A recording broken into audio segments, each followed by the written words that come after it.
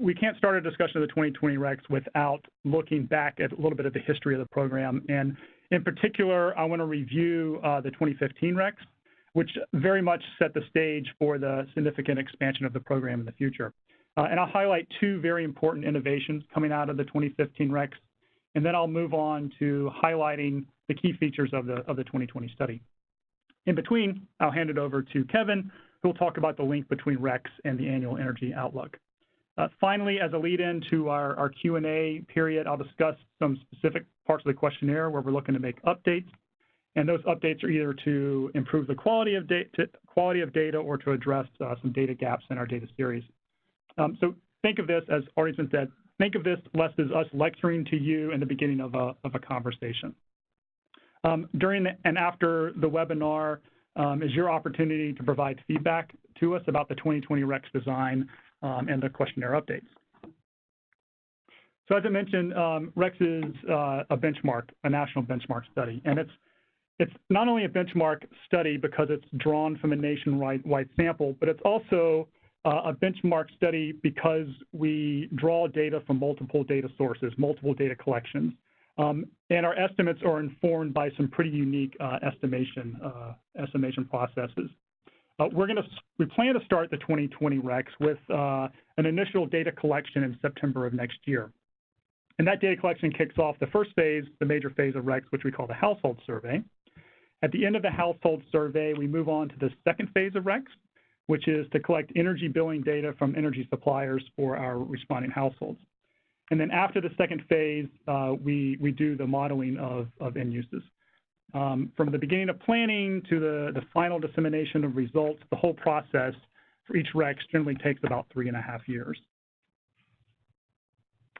Okay, about that first phase, the household survey, which is mainly what we'll talk about today. Each RECS starts, as I said, with a nationally representative sample of housing units, and without getting too technical about sample design, every occupied housing unit in the U.S. has a chance to be selected for each RECS. So the sample that we select, each household represents itself, and X number, usually several couple thousand households that are just like it. And you notice I've said occupied housing units, and that is because RECS does exclude vacant and seasonal homes and also common areas in apartment buildings. And Kevin will touch a little bit about the data caps on his slide, and then I'll revisit it later on when I conclude with some of my concluding slides. Okay, so we select a sample that's representative of all occupied housing units, both nationally and at subnational geographies. And once we have that list, that sample, those households chosen are invited to participate in the household survey. The household survey questionnaire is about 30 minutes long and includes more than 200 items. And shown here on the screen are the 12 sections or topics that are part of the household questionnaire. We start with general questions about the type of home and the structural features like the windows. We move throughout the house and talk about appliances, electronics, HVAC, water heating, lighting. We do a little bit of discussion about, or ask items about program participation. And then we conclude with questions about demographics and challenges, a section about challenges some households may have faced either paying bills or keeping their home at a comfortable temperature. All right, at the very end of the household survey, the final questions we ask the respondents to name their utilities and other energy suppliers. And that kicks off the second phase of RECS, which we call the energy supplier survey. Now, the data we get from suppliers is of very high quality, and it's high quality for two reasons. First of all, we ask the suppliers to give us the information in the way that they store the information. So for most utilities, that means monthly bills. So we just ask for monthly bills.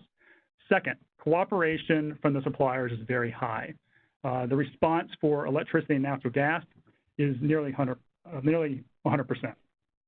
So if you're calling in from a utility, we thank you very much for your cooperation. So the billing collection process concludes when we take those monthly bills and the delivery data for bulk fuels, and we more or less add them up to come up with annual totals for consumption and cost for each of the households. All right, now to the third phase. So at the conclusion of the first two phases of the RECS, we have rich characteristics information and annualized fuel costs for each household.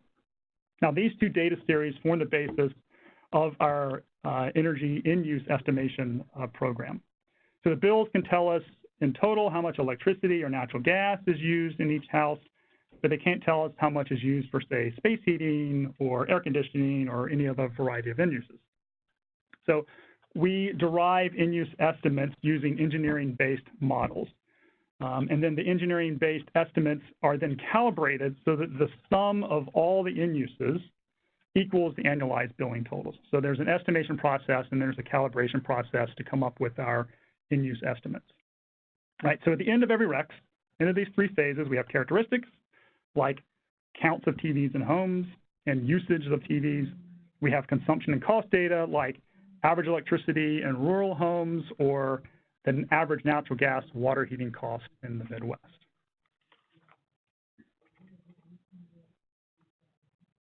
So that's a very brief overview of the 3.5 years that it takes to go through those three phases of RECS. And more or less, we've incorporated those three steps into every RECS that we've done since 1978. However, about roughly 7-8 years ago, our office began to look at how we might improve the overall impact and efficiency of the RECS program. So we decided to invest some resources in two particular innovations. And those innovations are shown here. First, we looked at how we might use alternative methods for capturing household survey information, in particular, looking at how we might utilize web and mail forms or self-administered forms. And for every RECS prior to the 2015 RECS, we used in-person interviews almost exclusively to collect the household survey data. But with rising costs in in-person interviewing, we decided to invest time and resources in testing the lower cost web and mail forms. And the results of those tests were pretty successful, and so successful that we decided to actually conclude the 2015 RECS by using web and mail for the household survey. And the use of web and mail instead of in-person really opens up a lot of possibilities for our program. The second innovation, which you see on the right-hand side, is an expanded in-use estimation program. And traditionally, we use statistical regression models, and the result of that statistical regression was just 5 specific end uses. And for 2015, we transitioned to using engineering-based methods. And the results here are in the donut graph that you see on the right-hand side. And this is just specifically for electricity. We produced 21 specific electricity end uses. So we revealed much more about the large other or miscellaneous category that had all been lumped together in prior rounds. So those additional end-use estimates revealed more information than ever before about the current state of household energy demand. But it was also important for, those additional end uses were important for projecting future energy needs. So I'm going to turn it over to Kevin now to talk about the link between RECS and EIA's annual energy projections and a little bit about how he may use those the additional energy end-use estimates. Okay, Kevin. Thanks, Chip. Again, my name is Kevin Jarzomski, and I work on EIA's Annual Energy Outlook, or AEO. For those who are not familiar with it, the AEO provides long-term energy projections through 2050 for all sectors of the United States, including interactions of economic changes and energy supply, demand, and prices. The report focuses on a reference case that assumes current laws and regulations, while other side case sensitivities are included to explore different assumptions for economic activity and oil and gas technology and prices, which affect sector fuel prices. In general, though, RECS acts as a snapshot of the number of housing units, the geographic distribution by U.S. Census Division of homes, and the types of and amount of energy consumed by equipment and appliances in end uses like Chip shared in the last graph.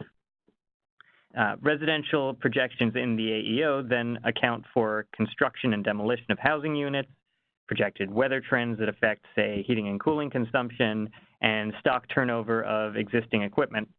This may include replacement with equipment and appliances that are more efficient due to newer federal energy efficiency standards or Energy Star specifications. Due to the scope of RECS, which, as Chip mentioned, focuses specifically on the occupied housing unit, gaps exist between RECS consumption and historical sector totals. So you have increasing numbers of housing rentals, think your Airbnbs, your VRBOs, and the like, which means more unoccupied or vacation homes. And then you have the growing number of multifamily buildings in the United States, which means more consumption in common areas of buildings, both of which fall out of the scope of RECS. The AEO accounts for the entire residential sector, so we must fill those gaps by adjusting to sector total historical consumption data that EIA collects from different energy supplier surveys that it conducts.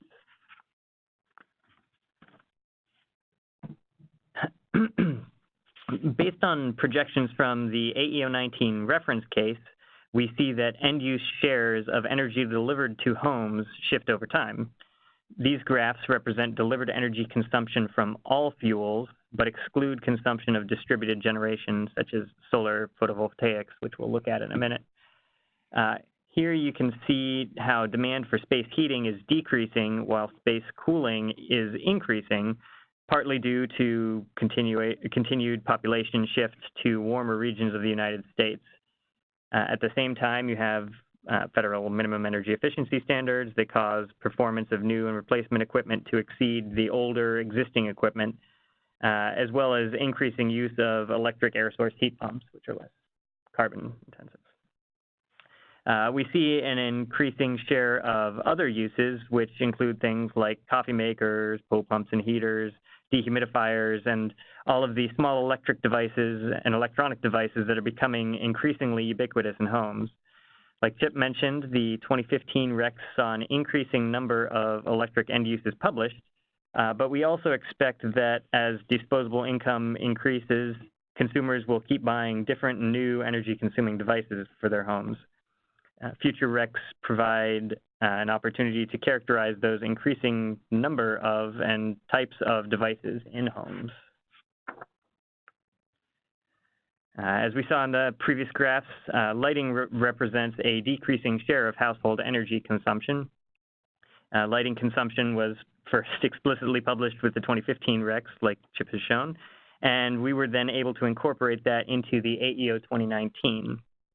So what's causing this decrease? Well, lighting standards mandated by the Energy Independence and Security Act of 2007, or ISA, have led to significant market transformation for common light bulbs. General service lighting standards went into effect in different tiers in 2012, 2013, 2014, with backstops measures expected for 2020 onward. As a result, ISA effectively eliminates low efficacy incandescent lamps, replacing them with more energy efficient light-emitting diodes and compact fluorescent lamps, LEDs, and CFLs. And continuing technology improvements have led to decreasing costs per bulb. But at the same time, energy efficiency incentives, such as utility rebates, have accelerated LED penetration in homes in recent years by helping to further reduce the cost to consumers. In general, RECS is an important tool for capturing the effects of these technology shifts and emerging technologies, which feed directly into EIA's projections in the annual energy outlook. And speaking of emerging issues, growth of residential solar PV generation continues to increasingly offset consumption of energy purchased from electric utilities. In the past, RECS data has included a limited number of homes with solar PV systems installed, and in coming years, it looks like these systems may be increasingly paired with battery storage. So future iterations of RECS provide an opportunity to collect more detailed data to better understand how distributed generation affects total household consumption. Of course, any improvements to the way RECS is able to collect and process that data will have a ripple effect that benefits products like EIA's annual energy outlook. All right, thanks a lot, Kevin. So now that we've covered the basics of RECS and a little bit about program uses, I want to discuss some exciting opportunities for the 2020 study.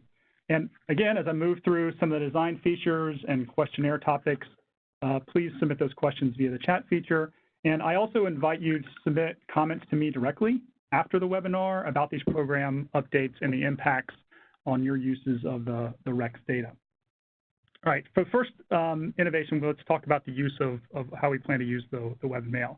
So the transition to using Webmail was not something that we took lightly at EIA. And in fact, beginning in 2014, we started testing these new modes.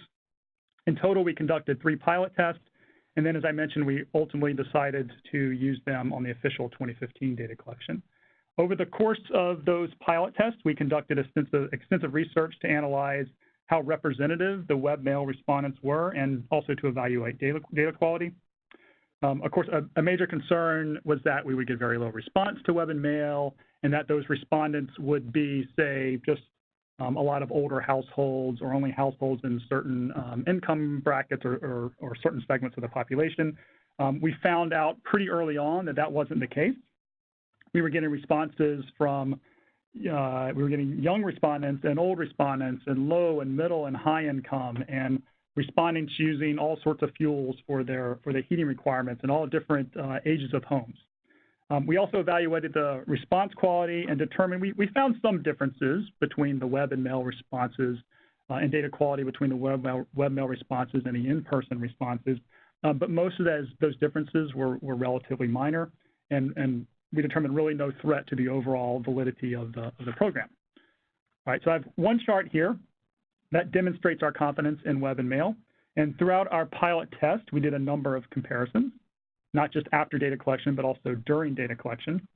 And some of those comparisons we did were to compare the RECS respondents against American Community Survey estimates from the Census Bureau. The ACS is a study of about 3 million households every year. So really, really rich source of information.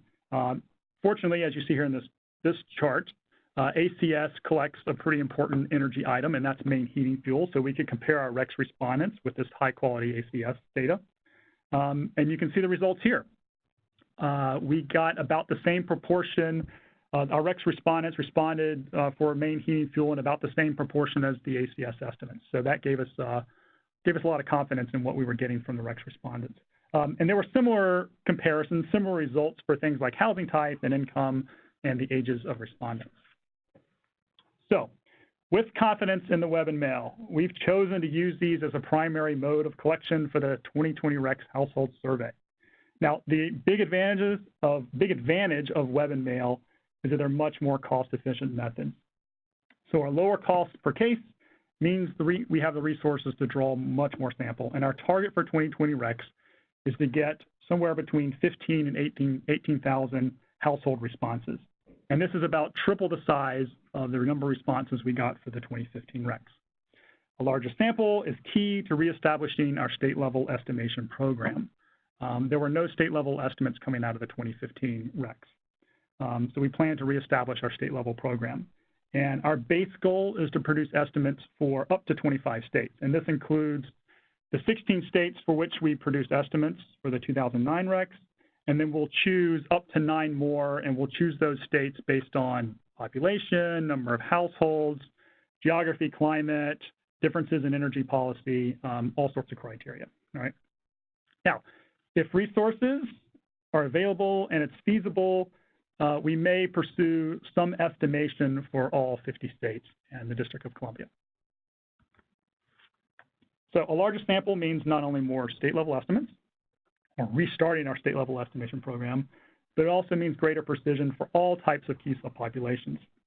And some of these subpopulations are shown here and include things like rural homes or the energy-secure households, energy-insecure households, or those households facing challenges paying energy bills. And we also anticipate not just estimates for subpopulations, but what you might call subpopulations. So this example would include comparing fuel oil using households in Massachusetts with those using fuel oil in New York, all right? So much deeper analysis than certainly we had available in 2015. For each RECS, we've always collected data on new and emerging technologies, but oftentimes we haven't been able to reveal any statistics about those technologies simply because our sample size just isn't large enough. We just can't reveal those estimates because of our publication standards. But with a larger sample, we anticipate being able to say more about technologies like electric vehicles and solar PV homes and homes with geothermal heat pumps. Another advantage of the cost efficiencies of web and mail is that there's a potential to invest resources to close some of the data gaps that Kevin talked about earlier. So we're exploring the feasibility of a multifamily and mixed-use building study. And this study maybe would be integrated with either the RECS program or maybe even the CBEX, our sister program, the commercial building study, or both. We're also going to continue to pursue additional sources of data. We've always used auxiliary sources of data to support the RECS. Most notably, we've always used NOAA weather station data as the source of HDD and CDD data. And most recently, we've begun to investigate how we might use online or commercial sources of data for information about, say, home size or records of home heating fuel and equipment. But two more sources of data I want to mention here are how we might use hourly or sub-hourly smart meter data and even higher frequency data coming from strategically placed devices like submeters and load disaggregation devices. Okay, as I mentioned, our goal is to begin collecting household survey data in September of next year. And we've already started the process of updating the Household Questionnaire. We have been collecting lessons learned from the pilot studies we did and from the 2015 RECS. And we're also discussing how we might incorporate some changes that have been requested by data users such as yourself. So today I'm going to highlight some of the areas where we're targeting updates. And the updates to the Household Survey Questionnaire can basically be categorized into the 4 bullets you see here. The first is looking to add questions about emerging technologies. If we add questions, we always have to look to delete questions. We don't have an infinite amount of time with these people. I mentioned we roughly want to stick to about a 30-minute questionnaire. So we look for items that maybe are less relevant these days or where they're poor performing items. We look at modifying items to improve response quality or modifying the question or the response set because there are new terms in the market. And as always throughout the questionnaire, we're looking to modify or add items that will improve our inputs for our energy in-use modeling. Something very important to keep in mind when we're talking about questionnaire updates is that we're talking to average Americans. So we're bounded by what our respondents can reasonably know. So that means we tend to stay away from like technical jargon or topics that are just non-starters. So a good example of that would be we don't ask questions about the R value of insulation in the home. So that's just not something that most of our respondents are going to know. Okay, so I'm going to conclude with five slides highlighting some of the areas where we're looking to make updates. The first area is emerging technologies, which we've talked a lot about today, and 3 particular areas. The first 2, electric vehicles and solar PV. We actually do have questions on the survey about the presence of electric vehicles or the presence of distributed solar generation, but that's all we have right now. We don't know anything about charging patterns or the infrastructure, the electric vehicle charging infrastructure. Similarly, for solar, we know if they have solar panels, but we don't know anything about the capacity, all right? And then finally, something that maybe is not necessarily an emerging technology because they've been around for a while, but an item that we haven't ever collected on RECS, and that is heat pump water heaters. Okay, as for HVAC, heating and air conditioning, we are really interested in improving our estimation of heat pump technologies. So that's more information about the type of heat pump, adding questions about geothermal heat pumps and ductless, mini splits, and then also sort of demystifying the backup sources of heat for homes with heat pumps. Whether they have like an electric resistance backup or maybe they have a gas furnace on top of their heat pump when it's too cold for the heat pump to work. And then the final item there is getting at improving the quality of responses for those living in apartments. And this applies to heating and cooling and also to water heating. You can think about if you live in an apartment where the heating and the water heating are outside the apartment, say in a basement, your knowledge of the heating and cooling equipment maybe is going to be different than someone who lives in a single-family home. A couple of items about appliances and electronics.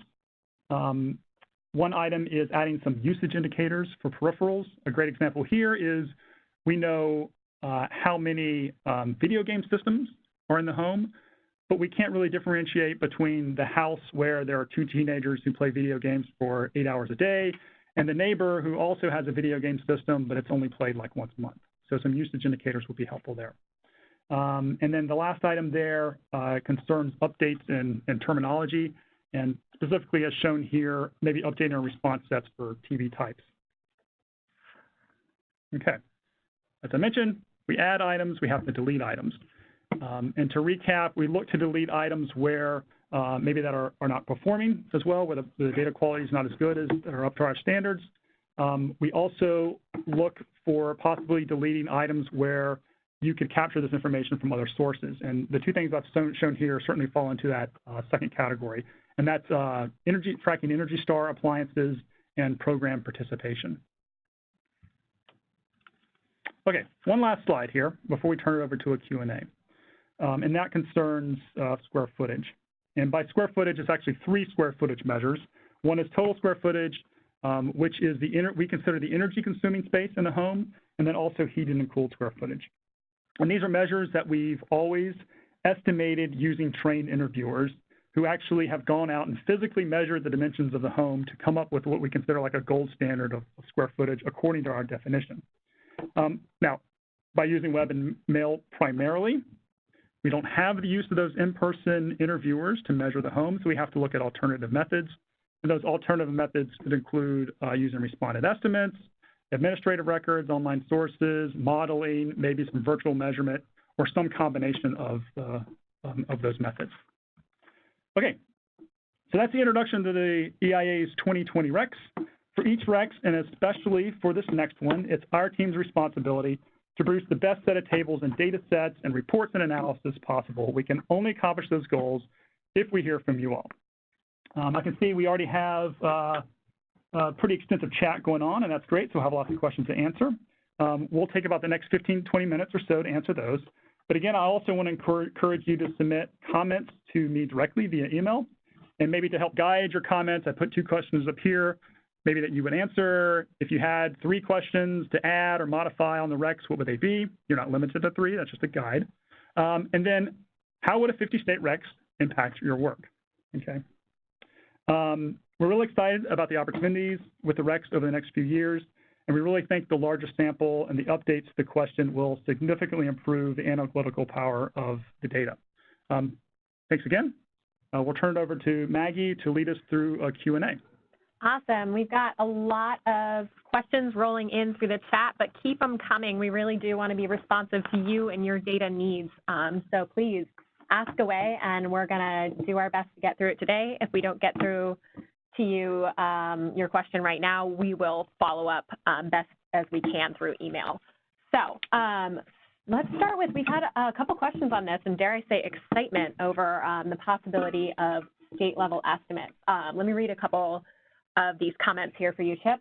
RECS granularity only goes to the region level. Could we please have at least state level data? Census block data would be even better, or postal code. I understand the necessity for non-anonymity of responders, but heating in Missouri is really different than Minnesota. Address that?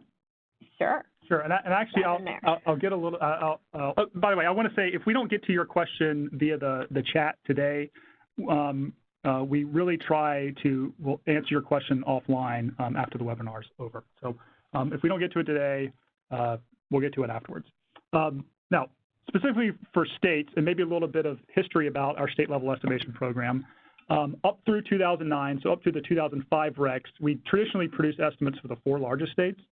In 2009, we had a bump in resources, so we were able to expand the sample and produce estimates for 16 states. 2015 came along. We didn't quite have those resources available to us. Plus, we set aside resources to invest in the web and mail pilots, so we ended up with no state-level estimates. But now those tests and setting aside those resources is really paying off. And we really plan to have at least 25 states. And I'll say the most requested when I'm emailed or I get phone calls, the most requested item I get is for state level information. So this is one of the things we really first targeted in considering an expansion of the RECS program. So. Awesome. Another thing that we're getting a lot of chatter about, you mentioned EVs, Chip. We have a comment that I think sums it up. I urge you to consider EV charging as a distinct end use. While it's likely to be negligible for 2020, creating a placeholder will serve us well for the next cycle. Okay, that's actually a good question for me to talk a little bit about how we determine which end uses to publish.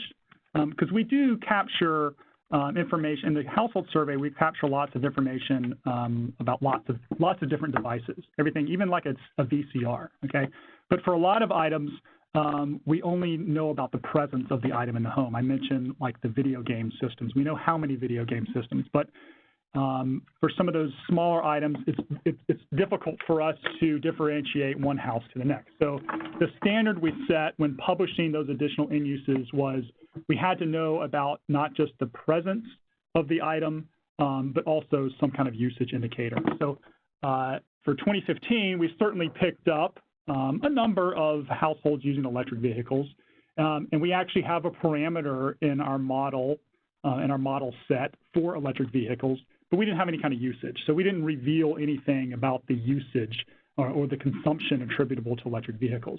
So you saw it on the slide. That means it's a priority for us. We very much would like to, if the quality's up to our standards, the charging pattern questions or the quality of those responses are up to our standards, then you may see a discrete estimate, end-use estimate for electric vehicles. I think that's certainly a goal for us. First thing, though, is to develop a series of questions that can get us to that goal. This one's a little bit related. Have you thought about asking about the use of induction cooking? And then the second question is, how about consumer behaviors like the appliance cycle used? Yeah, so I think, as I mentioned, we've already had some introductory discussions about updating the questionnaire. I think induction cooking came up. So only thing I can promise now is that we've identified it as a possible additional question. No promises there. You know, these items are in some ways are kind of competing against each other, so we have to consider you know, trade-offs in items, and also the penetration of some items. And we look at response quality. So if there's not a lot of market penetration for an item, and you introduce it on a questionnaire, it may just confuse people. So so I can say that yes, induction cooking is a candidate, but no promises there. And we do about appliance cycles. We ask about we ask about dishwasher cycle. First thing that comes to mind is like, do they use heated dry or like an energy saving cycle? We also ask about the water temperature for clothes washing for both the rinse and the wash and the rinse cycle. So there are already some questions on the survey about appliances. So if you submitted that question, if you have like specific items for specific appliances that you want to know about, again, there's my email. So shoot me an email, and we'll certainly add it to our list for consideration. We have, you talked a little bit about incorporating data from other sources, maybe smart meters and stuff. We have two questions sort of in that vein. One is, are you getting fine-grained, like 15-minute time series data from utilities with smart meters? And then we had another person asking, sort of relatedly, do you plan to access smart thermostat data from sources like Nest?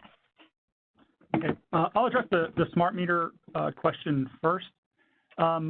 We've kind of dabbled in that area over the last, I'd say, 5 or 6 years. Maybe at some point we had, as part of one of the pilot tests we did, we did a cities pilot. We did pilot in 5 cities, and maybe we coordinated. I think we coordinated with one of the utilities in one of the cities to capture some smart meter data. And I know going forward, I think actually we have maybe some side projects underway where we're looking at acquiring some smart meter data. I can't really be specific about that yet because I think legally it's not, we haven't crossed that hurdle yet, but it's something we're looking at. The key though is understanding how we would use that smart meter data. And would we use that data to complement what we already do with the RECS, so complement sort of the base RECS purposes, and this could be using smart data for some type of load disaggregation estimation, or are there new products out there for which the smart meter data would be useful. So it's on our radar. Again, you saw it on one of my slides. So that means we're really thinking seriously about it. But I would say that one of the things we have to establish first is are the uses of the smart meter data. Okay. And then smart thermostat data, and I can guess who asked that question because you've already probably asked it before at ACEEE. I would say that maybe there hasn't been as much progress on the smart thermostat data front as there has been on the smart meter and the load disaggregation front. Again, it's on our radar, but we have to figure out how to use that information first. And you know, one of the things we have to think about is RECS is a nationwide representative survey, so we have to meet that requirement first, and everything that's associated with meeting that requirement, or any kind of side projects, sort of has to still fall within that, or at least we've always thought that any side projects have to fall within that sort of nationwide representative objective. Okay. Sort of related to nationwide representativity, we have an interesting question here. Can certain states have target questions which may not be asked to other states, depending upon the adoption or market penetration of equipment in that state? I'll answer this in a really general sense. So one of the advantages of web and mail modes is that they're more cost efficient. So we've chosen to take that advantage, that one advantage, and increase the sample size for RECS. Another advantage is it certainly provides us a lot of flexibility for the program. Now, just making the switch to web and mail and increasing the sample size and reinstituting a state-level estimation program is a big lift in and of itself, and that's really what we're concentrated on now. So it's probably not likely that we'll have targeted questionnaires for specific states. There are skip patterns within the questionnaire that maybe say branch people in apartments to different sets of questions in single family. We haven't gone as far as thinking about specific state level questions, but web and mail gives us that flexibility. So that's certainly a possibility in the future. And that is not something I could have said when we only had in-person interviews. If you have specific ideas, again, email me and we can at least start a conversation about that. Great. Here's another one. Could you share how this survey plans to modify the question on energy program participation? I'm assuming this is referring to utility programs for demand response or energy efficiency. If this question is to be deleted, what else, what other program participation data will be available? So we, the slide focused on removing those questions altogether. There aren't we don't have a lot of respondents who say they participate in those programs. And we know that the sponsoring agencies already have information about program participation. The program participations aren't questions that we use in our in-use modeling process. And a lot of times we just don't pick up enough we haven't picked up enough respondents to really have any analytical power around that. So that's the best that I can answer that. If you want to, again, email me and let me know the value of those existing questions, that's great. That's the kind of information that we need. All right. Are there any changes planned for other questions that were not listed, such as to household income? Great question about household income. That's definitely something we're going to target. In previous rounds of the RECS, when we used the in-person questionnaires, we had about 24 categories. We had about 24 income categories, and we cut that down to a manageable size for the web and mail modes. But this is some feedback we've already received is that those, I think we have about 8 categories of income, really not sufficient for a lot of analysis, especially those looking at low-income households. So that is definitely on our radar to what's probably as simple as just adding income categories. I don't think it's possible for us to have like a point estimate of income. That's a lot of work for respondents to do for a survey that's not focused directly on income. But yeah, that's definitely an area we are targeting for updating. Here's a really easy one for you. Do you ask on natural gas bills if it's billed in cubic feet or therms? Some utilities bill one way, others bill another way. Great, yeah, that's a great question. And we, as I mentioned, we ask the suppliers, the utilities, to provide us the data in the way that they're stored. Or maybe, for natural gas, it's the way that it's billed. So the answer to that question is we get it both ways. We get it in CCF, we get it in therms. Sometimes we get it in MCF, sometimes we get it in decatherms. We do the conversion in-house. And actually, I'll point you to, if you go to the RECS website, we used to have a standard conversion for every standard natural gas conversion for every household. For 2015, we changed that because we know that the conversion is different for different parts of the country, especially different for those households at sea level and those households at, say, in the mountains in the Rockies. Okay. So directly answer the question, we take the data how they want in terms of units, how they want to give it to us, and we do the conversion. Excellent. Here's a specific one. Do you ask about pool heaters and backup generators?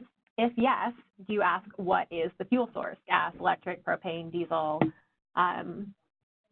Yeah, another good question, and the question of that is yes. And in fact, we produce in-use estimates for pool heaters and pool pumps. Great. What's that, Amy? We don't have the fuel for backup generators currently, so if that's something people are interested in, we could add it. Yep. So yes for pool heater fuel, no for generator fuel. Also on other fuels, would you consider adding more specific questions about different types of residential wood-burning appliances, such as wood-fired boilers and furnaces and pellet stoves? Would you consider alternate ways to ask about how much wood is burned, such as bundles or partial cords? Yep. So not so much on the wood-fired equipment, although we do actually capture wood-fired boilers and furnaces. Those are the way we capture heating equipment and fuel is via separate questions. So we would know in this case that someone uses a furnace and that they say they use wood for that furnace. And we are definitely targeting improving our estimates of wood consumption. And we know that say the definition of cord can be different from one household to the next. Someone, say, with a wood furnace maybe knows what a cord is. Someone who just uses it in their fireplace may not have any idea and may think a cord is just like a bundle of wood. So that is definitely an area, and the area of wood consumption is one that we are really looking to improve. We've had a little bit of a couple questions on this, so let's address it. I don't know if you can give a brief overview of this, Chip. Someone asked, can you tell me more about the disaggregation process and how you get the individual appliance usage? And we've had somebody else ask, are you planning any major changes to the end-use estimation methodology? So since all these questionnaire changes definitely feed into that, maybe this is a good place for us to wrap up. Yep. Because that's the last phase of RECS, so this will be the last phase of questions here. We have some pretty good documentation online for the in-use model process. If you scroll to the data page for each RECS round, if you want to go to the 2015 RECS, there's a methodology tab there, and you can read through that methodology tab. And we actually have a pretty good description of how we model each discrete in use. We don't give you everything, because that would be giving up lots of code and stuff like that. And we, like I said, there's an estimation process and there's a calibration process. But you get, by reading that documentation, you should get a pretty good idea of how we disaggregate. And then Maggie, what was the second part of that question? Are you planning any major changes to the end use?